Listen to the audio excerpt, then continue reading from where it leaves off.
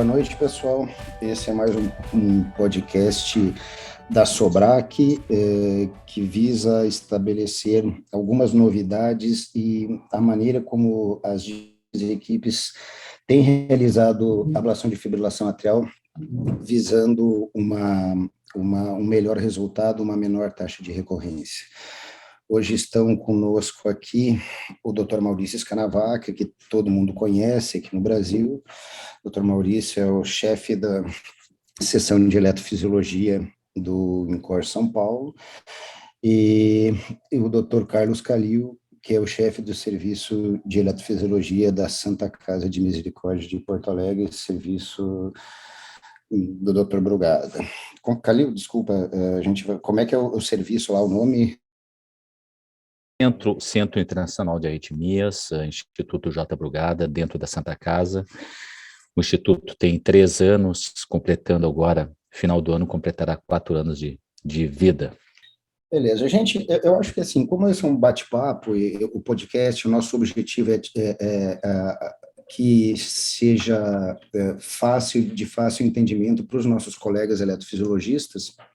A ideia é um bate-papo de todo o transcorrer da ablação de FA e o que a gente tem feito para tentar melhorar. Vou fazer uma pergunta: como é que vocês estão fazendo com a retirada do antiarrítmico pré-ablação? Estão retirando, não estão retirando? Quanto tempo de retirada? Ficam à disposição aí para responder. Maurício, vou respeitar a tua experiência, por favor. Eu falo em segundo, por favor. Não, legal, pessoal. Muito obrigado pelo convite. É um prazer participar desse podcast com vocês, eletrofisiologistas experientes. É interessante pegar 3 áreas diferentes do Brasil, uma do sul, aqui mais para o leste, outra mais para o centro-oeste, e ver como é que a gente está trabalhando. Eu acho que é tudo meio parecido, mas é diferente. Então, é interessante a gente saber a experiência e as pessoas que estão em volta disso, eu creio que podem aproveitar. A questão que o Benhur levantou, então, isso é uma condição tradicional, desde o início, há 20 anos que a gente faz a ablação de FA, uma das orientações iniciais, quando a gente vai fazer a intervenção, é suspender a droga antiarrítmica. Por quê? Porque na fibrilação atrial, a gente não faz ablação, teoricamente, do substrato da fibrilação, né? Ela veio, a ideia era localizar os triggers, os gatilhos da fibrilação atrial e tentar fazer uma ablação focal. Como se tivesse fibrilação na hora, que tivesse os gatilhos, tivesse as extrasístoles trigando a fibrilação atrial. Então, a gente suspendia as medicações, pelo menos 5 meias vidas das drogas de classe 1, sotalol também, e a amiodarona, o ideal seria suspender um mês. Com o passar do tempo e com a sistematização do isolamento empírico das veias pulmonares, passou uma estratégia que já é usada há muitos anos, e perdeu um pouco essa importância as pessoas não ficam muito atentas, vão direto para isolar as veias. O problema é que, embora a grande maioria dos pacientes tenha os gatilhos dentro das veias, existem ainda, e isso está cada vez agora ficando mais claro, quando a gente começa a ter procedimentos mais efetivos, que a gente consegue manter o isolamento das veias, quando os pacientes recorrem, a gente vê que é alguma coisa fora das veias, tá certo? Então, tem uma população, 10% até 20% dos pacientes que continuam tendo a fibrilação atrial por focos extravenosos. Então, a importância é essa, tentar, no primeiro procedimento, tentar... Então, a importância da retirada das medicações, eu acho que cresceu, já agora nos últimos anos, e ainda, inclusive com os testes pós-ablação, com o uso de dose alta de isoproterenol e tal, para tentar fazer aparecer esses gatilhos. Então, normalmente a gente voltou àquela fase inicial lá de trás, de tentar trazer o paciente para o procedimento sem efeito medicamentoso. Perfeito. Bom, boa noite a todos. Maurício e Benhur, uma honra estar com vocês aqui, eu falando aqui pelo Levante do Sul. o Benhur, que é gaúcho também, eu acho que pode me ajudar depois. Eu quero saber a tua opinião, tu como moderador também, Benhur. Mas, falando a respeito da ablação, eu estava dando uma olhada, e desde 1998 foi a primeira publicação da ablação de fibrilação atrial, da procura dos focos ectópicos, e muita coisa já aconteceu, muita tecnologia, muito preparo prévio do paciente já foi feito, e a tecnologia, eu acho que avançou muito nos últimos anos. O problema é que a gente não vê esse avanço da tecnologia nos trazer um resultado tão importante como uma eficácia. O que a gente sempre vai procurar, e a gente sempre buscou numa ablação de fibrilação atrial, é manter o paciente fora da arritmia, o que a gente consiga reduzir. Lógico que isso aí vem mudando pouco a pouco, até a nossa maneira, nós, eletrologistas, de nos posicionarmos perante o paciente e dizer que talvez a coisa mais importante é que nós consigamos reduzir essa progressão da fibrilação atrial, essa carga da fibrilação atrial. Então, eu acho que esses 24 anos aí estão incorporados, e o Maurício foi um dos precursores aí do Brasil, eu cheguei um pouquinho depois, e a gente vem brigando aí para trazer um resultado mais efetivo em todos os aspectos. Quanto às medicações, que foi a tua primeira pergunta, nós não temos uma rotina no primeiro procedimento, principalmente se é paroxístico, de parar as medicações, Maurício. Um pouquinho diferente de vocês, a gente mantém as medicações. Eu acho meio frustrante para o paciente, talvez eu me sinta um pouquinho mais confortável, principalmente logo após o procedimento atrial, então eu mantenho a medicação dele, principalmente se for paroxístico. O fato dele ser recorrente, logicamente, a procura dos triggers extrapulmonares, isso me agrada bastante, de poder suspender a medicação e fazer o isoproterenol na dose recomendada e procurar esses triggers. Aí talvez a ausência das medicações antiarrítmicas tragam essa evidência desses gatilhos extrapulmonares. Essa é a nossa rotina. Excelente, Calil, excelente. Uma outra pergunta. Beleza, foi retirada as drogas e o anticoagulante? Retira, faz sem parar os DOACs? Como vocês têm procedido no dia a dia? Benhur, nós fazemos o método tradicional, né? Os pacientes habitualmente são anticoagulados pelo menos um mês antes da ablação. Se o paciente já vem tomando anticoagulante, nós mantemos. Se ele não toma anticoagulante CHADS 1, por exemplo, ou CHADS 0, a gente introduz pelo menos um mês antes. No passado, a varfarina, atualmente praticamente a grande maioria dos pacientes que são conveniados de convênio, eles vêm já com os NOACs. Os pacientes do SUS, ainda os nossos, vêm com varfarina. Nós demoramos um pouquinho para introduzir a técnica de não interrupção, mas ela foi incorporada, eu já creio, talvez nos últimos 3, 4 anos do grupo, e foi excelente. Realmente, a gente, embora tivesse muito medo no início, foi tranquilo, não houve nenhuma mudança de aumento de sangramento, de acidentes a isso. Então, os pacientes entram em procedimento já com anticoagulados. A gente mantém anticoagulação. Geralmente, a gente tenta marcar o procedimento para que o efeito anticoagulante dos novos anticoagulantes esteja lá mais no vale, né, não no início da subida do efeito da medicação, ou no pico, mas no vale, e depois ela é introduzida rapidamente. Nós temos uma diferença que a gente dá um gapzinho na entrada, na reintrodução. A gente não introduz diretamente o novo anticoagulante, a gente habitualmente faz Clexane, porque alguns pacientes os nossos pacientes, a maioria faz endoscopia no dia seguinte. Então, a gente, depois de 6, 8 horas, o paciente recebe Clexane. E aí faz a endoscopia no dia seguinte, aí a seguir ele começa com o novo anticoagulante. E nós mantemos, aí varia, dependendo do perfil do paciente, em média 2 meses. pacientes que estão muito bem, alguns que são excelentes, eventualmente até com mês de pós-ablação a gente... Isso. Eu posso entrar respondendo da maneira com que a gente também faz, é muito parecida a nossa maneira. Eu acho que a pior coisa é nós fazermos um procedimento de ablação, procedimento eletivo, e durante o procedimento tu se deparar com um trombo, com coágulo.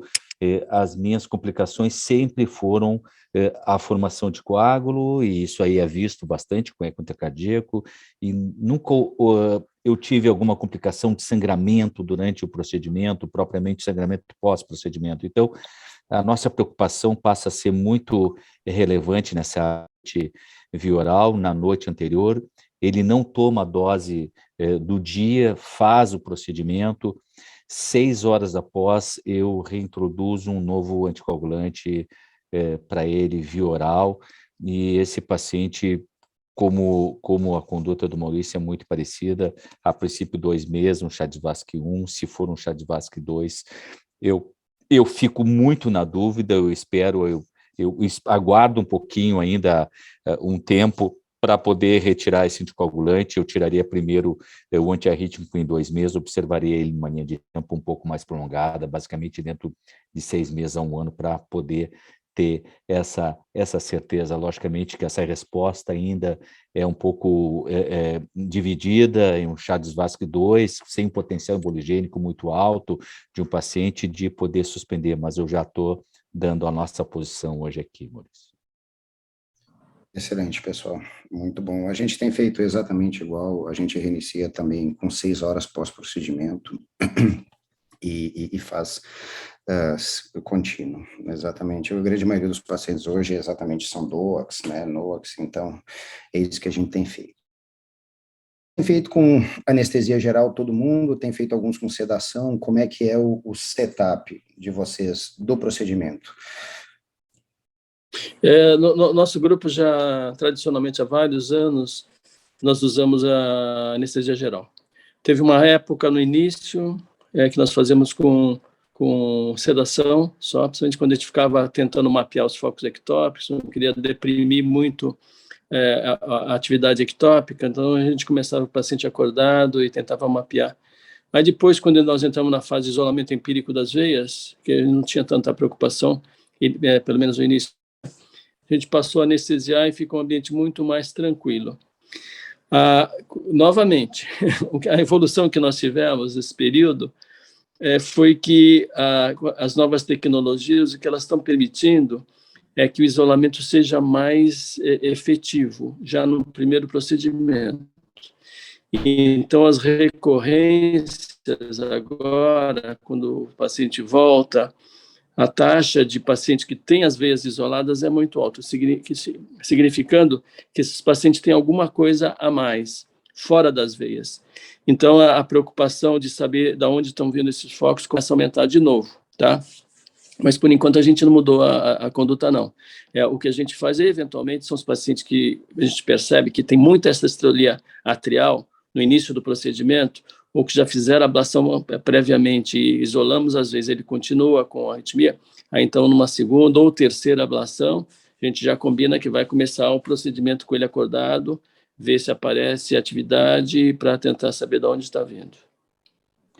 Eu penso muito no conforto e do médico, do paciente e a segurança. Eu acho que isso está em primeiro lugar. Então, a gente realmente, anestesia geral, eu sei que é uma tendência, talvez, no mundo, né, Maurício? Agora, com ablação por campo pulsado, a grande pergunta, e talvez nós tenhamos que dar essa resposta, talvez no futuro, será que esse paciente pós-ablação pode dar alta no mesmo dia? Essa é talvez uma tendência mundial que estão se perguntando da necessidade de reduzir o custo, e então talvez a anestesia geral no futuro, com essa nova tecnologia, que parece ser uma tecnologia bem disruptiva em relação às outras, vá, de alguma maneira, permitir que a gente, com menos reação inflamatória, com o paciente mais na mão, e que a gente possa, talvez, liberá-lo. Eu não me sinto seguro ainda, talvez com um pouco menos de tempo durante a internação dele aí no hospital. Legal, exato. E uma das coisas que a gente tem visto também, exatamente com radiofrequência, né? O paciente latino, ele sente dor, né?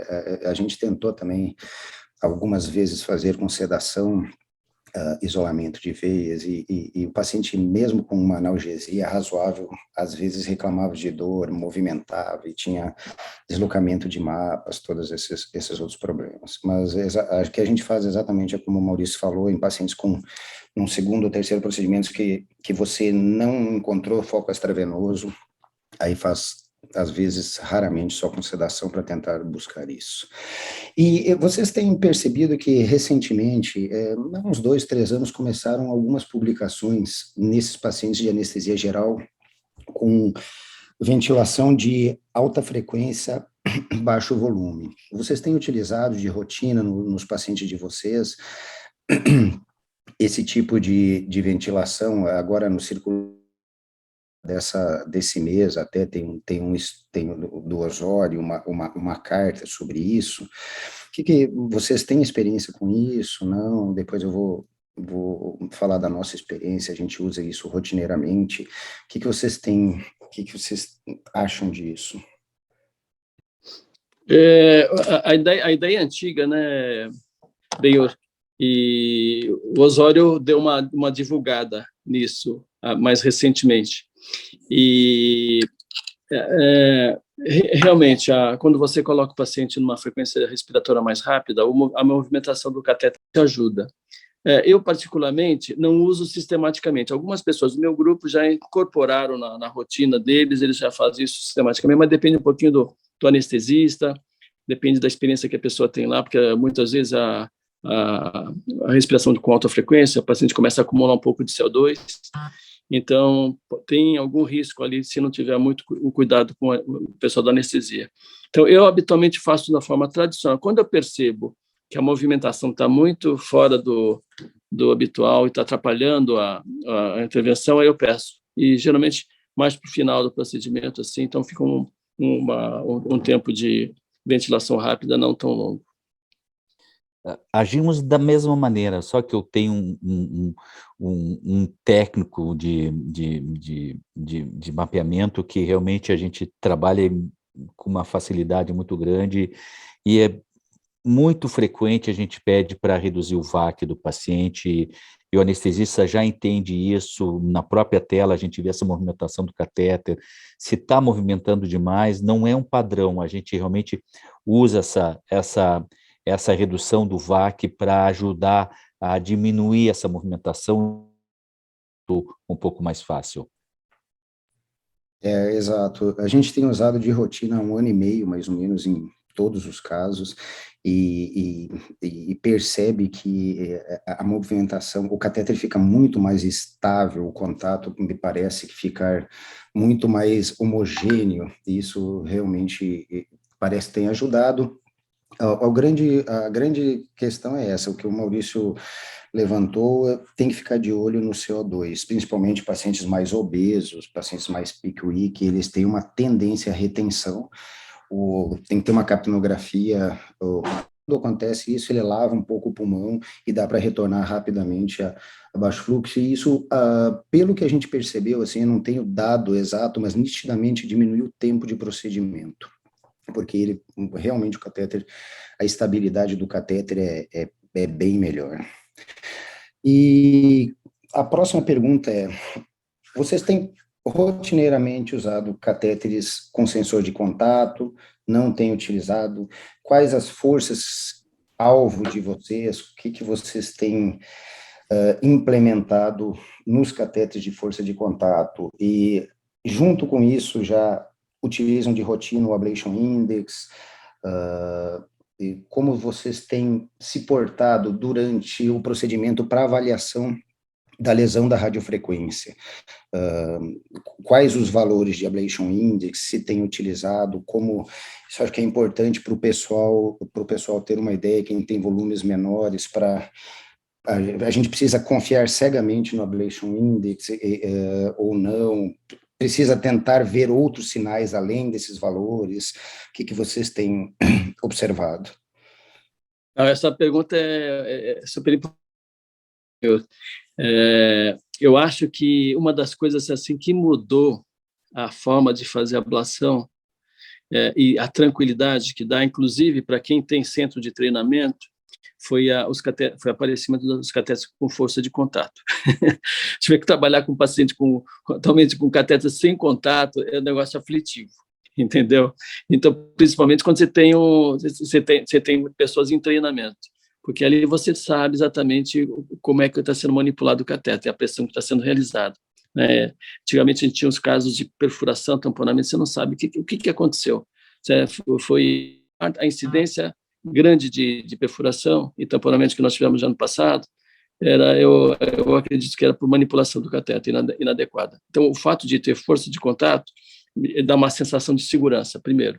Isso permitiu que os nossos residentes começassem a treinar de uma forma sistemática. Isso foi uma mudança assim brutal.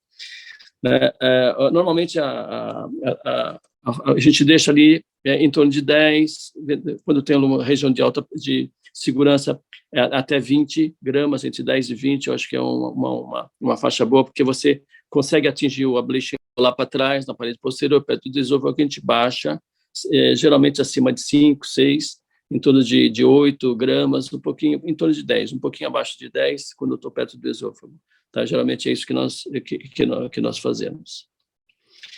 Em relação ao Ablation Index, foi interessante. O Ablation Index chegou aqui para nós, o Visiteg SurePoint, né, que é o da Johnson. A gente trabalha basicamente com o da Johnson, não tenho trabalhado muito com material da Sanjud. E quando chegou, a gente estava fazendo High Power Short Duration, que eram 40, 50 watts, 10 segundos, 5 segundos. E aí eu fiquei impressionado, porque quando a gente começou a ver o Ablation Index, a gente ficava 40 watts, por exemplo, que é o habitual que a gente usa, a gente precisava ficar 20 segundos, às vezes 30 segundos, e com catéter com razoável estabilidade. Então, eu achei que o High Power Short Duration estava inferior, estava sendo muito pouquinho. Recentemente, deu um revival, a gente resolveu checar com High Power Short Duration os valores de ablation, inclusive está um trabalho em andamento, a gente está checando, confirmando, porque, na verdade, usando High Power Short Duration, 50 watts, 10 segundos na frente e 5 pacientes de uma passagem, então parece eficaz. O que a gente não tem muito claro ainda qual é o resultado tardio, é isso que a gente está acompanhando. E realmente o resultado é muito mais, o procedimento é muito mais rápido. Quando você usa o Ablation Index na proposta do Close Protocol, que é 550 de na frente e em torno de 400 atrás, ele demora mais. Embora a gente tenha a gente faça a monitorização da temperatura do esôfago, a gente usa o Circa, e o Circa é muito sensível, ele dispara direto. Não chega até os 400 gramas, a gente acaba usando um High Power Short Duration, mesmo quando está usando o Ablation Index, a gente baixa para 5 segundos e vai limitando o máximo de temperatura a 38, 38,5 e vai ajustando ali atrás. Ainda existe uma certa particularidade de como fazer, cada um faz um pouquinho de um jeito ali e tal, ainda tem essa avaliação, não chega a ser um comportamento tão homogêneo, porque cada um se assusta com o nível da temperatura que está trabalhando, às vezes um pouquinho menos, certa variação da ablação nessa região, para quem monitora a temperatura. Para quem não monitora, talvez fique mais fácil, fique mais homogêneo. Nós trabalhamos muito parecido também, a gente monitora o esôfago em todos os procedimentos. Iniciamos fazendo, lógico, quando a tecnologia do Visiteg foi incorporada, começamos com a Ablation Index e pela nossa história eu comecei a observar da mesma maneira que o Maurício que o procedimento estava demorando um pouco mais do que realmente 400 e 300 quando tinha uma lesão, a distância entre as lesões, a estabilidade, aquilo ali deixava o procedimento um pouco mais longo, mesmo com esse isolamento na primeira passada. Então, hoje, o que eu gostaria, e a gente tem feito mesmo, é comparar, utiliza o Visiteg, utiliza o Ablation Index, utiliza sem o Ablation Index, vamos ver o que realmente tem de resultado, qual o índice de isolamento na primeira passada.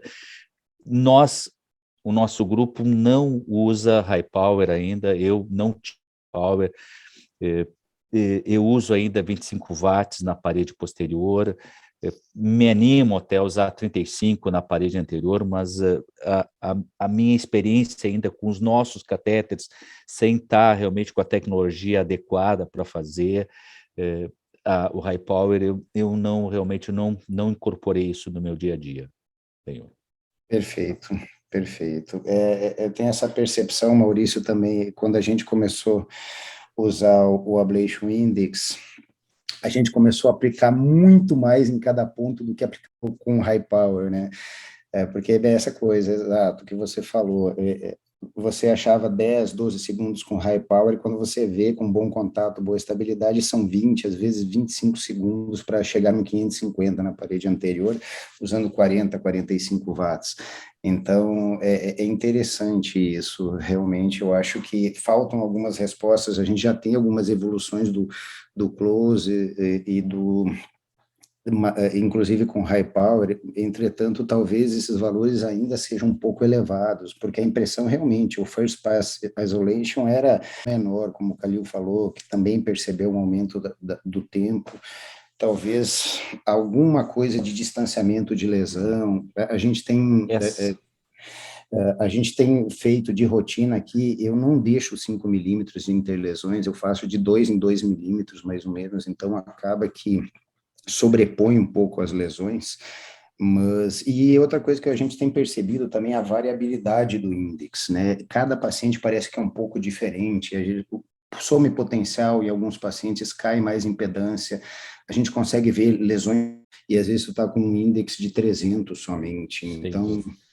E essa resposta vai ser dada pelo Power Plus, o estudo Power Plus, que vai comparar aqui os pacientes do 50 watts e 35, né, uma distância de 6 milímetros, usando o Ablation Index, versus 90 watts, uma distância entre lesões de 6 a 4 milímetros durante 4 segundos de aplicação. Então, essa resposta está sendo feita já, aí, logicamente, com gerador já específico, com Kidot, com Micro, com Nmark, já programado realmente para dar essa resposta. Essa resposta será dada em pouco tempo. Benhur, esse comentário que você fez é interessante. Eu não uso, você sabe, o eco intracardíaco assim, para fazer ablação de FA, porque a gente aprendeu a fazer sem e pronto. Eu achei nunca senti uma grande necessidade.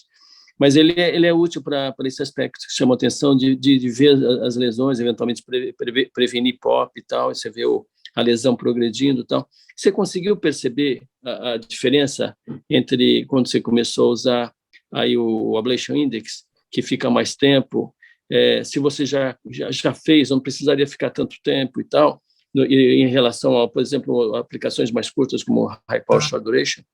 Perfeitamente, Maurício, perfeitamente. Tanto que a gente percebe que parece que a variação é interpacientes.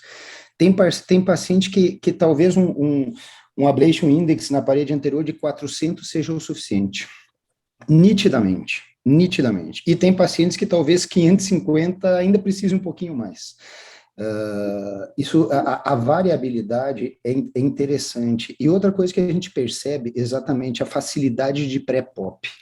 Tem alguns pacientes que parece que eles dão aquela olhada pré-pop, que a gente para imediatamente, fica branco o tecido, dá um shower antes do valor atingido. Eu uso de rotina 40 watts nas ablações de FA, Luiz usa 45 e 40 na parede posterior. Parece que é variável de paciente para paciente, eu acho que não é uma regra estanque, eu vou usar 550 em todo mundo na parede anterior e 400 em todo mundo na parede posterior. Parece que tem uma pequena variabilidade entre pacientes que a gente consegue visualizar isso. É difícil no eco tu jurar que a hiperrefringência do tecido muito grande, e inclusive o edema do tecido, e em alguns pacientes esse edema fica gigante, é interessante isso. O Natali, que usou muito, que divulgou o eco intracardíaco para ablação de FA, era na época que eram os catéteres de 8 milímetros, você lembra, né? Sim, E ele sim. ali era interessante para você ver isso mesmo, porque quando eles chegavam no ponto de lesão mais importante e prevenir o POP, ele via a presença das borbulhas, né? Começava a borbulhar, ele surgiu nos catéteres irrigados, aí atrapalhou um pouco, né? Porque tem uma borbulha já durante a ablação. Mas quando vai, assim, o pré-pop, vem aquela enxurrada, né? A Começa enxurrada, fica exato, meio grosso, folhas engrossam. infinitamente maior. E ele não explode. Se você continuar aplicando mais um pouquinho, que ele explode. Legal, né? É interessante isso. Você tem, assim, uns 2 segundos para parar de aplicar. Porque se continuar, vai estourar. Vai explodir, daí sim, daí o átomo fica totalmente branco de bolha. Mas se você, quando ele começou a aumentar, na verdade, a sequência é assim, o tecido fica branco muito rápido, aí depois ele dá uma pré-chuveirada, assim, e aí depois, se explodir, o ato fica branco de microbolhas. Tudo isso em mais ou menos uns 5 segundos, assim. E o interessante, Maurício, é o seguinte, que a impedância não sobe, ela sobe só na hora que explode. Então, aquela coisa, vou ficar observando a impedância vai subir, subiu, quando subiu. Então, esse é uma coisa que a gente observa. Benhur, posso mudar, eu acho que a gente tem pouco tempo, eu queria, depois passar uma experiência que eu tive essa semana e o paciente vai consultar comigo amanhã, depois de 2 anos de uma ablação de uma FA paroxística, procedimento perfeito, o paciente iniciou com um processo inflamatório pulmonar e foi a biópsia, foi a punção, e eu recebi uma ligação do pneumologista agora, segunda-feira, me dizendo que fez uma tomografia, uma obstrução completa da veia pulmonar inferior esquerda e a superior direita estava com uma estenose, mas com uma perfusão pulmonar pela cintilografia de 13%. Vocês já tiveram algum caso de estenose de veias pulmonares assim? Eu revi as imagens, a lesão, foi feita uma lesão circunferencial, mas eu tive que isolar, tive que fazer uma lesão na carina do paciente. Vocês já tiveram uma lesão assim? Trataram um paciente de que maneira? Assintomático. Quer falar, Benhor? Depois eu complemento. Olha, Calil, eu não tenho experiência, na verdade, assim, eu acompanho um paciente que fez uma ablação por outra técnica em 2012, mais ou menos, que tem uma estenose de 70% a 80% na superior direita, e uma estenose de 40% na superior esquerda. Um caso bem interessante, porque esse paciente, há 1 ano atrás, a gente descobriu isso quando foi fazer o redo dele, e aí no redo a gente não conseguia entrar com o laço na superior direita. E aí o Doppler do eco, alto fluxo, velocidade muito alta, a gente fez, até um paciente bem jovem, a gente fez um box, e estava com um box, e no final do procedimento, imediatamente levou para a tomografia para fazer o diagnóstico. E esse paciente, ano passado, ele fez uma hemorragia pulmonar do lobo superior direito, da onde ele tinha estenose de 70% a 80%. Por aumento da pressão. Um paciente que é complicado, um paciente que é jovem, ele não tem 40 anos, mas ele tem outras comorbidades, outros problemas, mas foi bem significativo, assim, é o único caso que eu acompanho, assim, não tenho nenhum conhecimento de outro. Calil, nós tivemos eu tive o azar de, no primeiro paciente que eu fiz ablação, eu ter estenose via pulmonar. Foi em 98, logo se saiu o trabalho do New England, os casos, e o primeiro paciente, ele teve, era a época que a gente fazia ablação focal, ficava procurando um foquinho dentro da veia, o paciente tinha um tronco esquerdo, e o foco estava lá, Realmente a ablação teve sucesso, mas o paciente evoluiu com um quadro clínico, na época não tinha nenhuma descrição ainda de estenose veia pulmonar, a gente demorou um pouquinho para fazer o diagnóstico, mas ficou claro, porque o paciente teve um quadro pulmonar, o pulmão ficou branco. Perfeito. Tá? E quando ficou claro o diagnóstico, a gente fez vários métodos diagnósticos, deu para ver a geografia e tal, deu para ver que estava realmente estenosado, as duas, o pulmão. Então, nós fizemos na época não foi feito stent, nós fizemos uma angioplastia. Tá? O doutor Cagita, que era o nosso hemodinamicista lá na época, ele botou um balão, abriu, balonou a veia superior e a veia inferior do tronco, e o lobo superior acabou se perdendo, porque teve uma reação inflamatória, uma hemorragia pulmonar brutal. Achei que o paciente fosse morrer na época. Mas ele se recuperou, ele perdeu o lobo superior, mas o lobo inferior recuperou. E esse paciente ficou bem, tem 20 anos. Até pensei em publicar isso depois de 20 anos de evolução, ele ficou bem. Depois de angiotomografia, eu identifiquei alguns pacientes dessa época, dessas ablações, e foi interessante, tinha alguns que tinham oclusão, fechamento muito grave, uma estenose muito grave, e eram totalmente assintomáticos. Quando eles tinham uma veia envolvida. Quando tinha uma segunda veia, pronto, aí complicou, o paciente fica assintomático. Tá? Nós fomos ter a gente não teve que manipular mais nenhum paciente nesse período, esses 20. Recentemente, ano passado, nós tivemos um paciente. Tá? Eu não estava no procedimento, mas a informação que foi passada, no sistema, perdeu a imagem e tal, e o pessoal perdeu um pouquinho a orientação espacial e acabou aplicando dentro da veia. O fato é que o paciente teve uma estenose da veia pulmonar inferior direita e ficou sintomático. Foi uma coisa aguda, e aí foi colocado um stent. Foi colocado um stent e o paciente ficou muito bem. Tá? Já tem, eu acho que uns 6 meses, reperfundiu e está bem. Tá? Então, se você puder, como tem 2 veias envolvidas aí, eu acho que você deveria tentar dilatar. O problema é que tem uma série de descrições que tem restenose, coisa e tal. Sim. Mas se fosse uma veia, eu acho que tudo bem, mas 2 veias, eu acho que se deve tratar o paciente. Perfeito, ótimo, muito obrigado. Pessoal, eu gostaria muito de continuar aqui, mas eu fui avisado que a gente já estourou o tempo. Eu queria fazer uma pergunta final rapidinho, porque foi até tema do Maurício do começo. Duas questões rapidinhas. Todo mundo usa, primeiro, adenosina para rechecar isolamento de veia, e a segunda, todo mundo usa isoprel pós-isolamento para avaliar foco extravenoso? Estimulamos. Tá? E olha, não é incomum a gente acabar induzindo alguma taquicardia, principalmente taquicardia supraventricular, taquicardia por entrada nodal, taquicardias atriais e foco. Eu acho que para o nosso grupo é claro que vale a pena manter essa estratégia. Perfeito. Bem, da mesma maneira eu respondo como o Maurício, aí a nossa estratégia permanece essa também. Perfeito, gente. E isso é importante, essa estimulação, porque exatamente não é incomum uma TRN, uma via acessória, né? E a gente observa isso. Eu queria muito agradecer, em nome da Sobrac, ao doutor Maurício Canavaca, ao doutor Carlos Calil, habilidade e pela excelência nas respostas. Muito obrigado, até a próxima.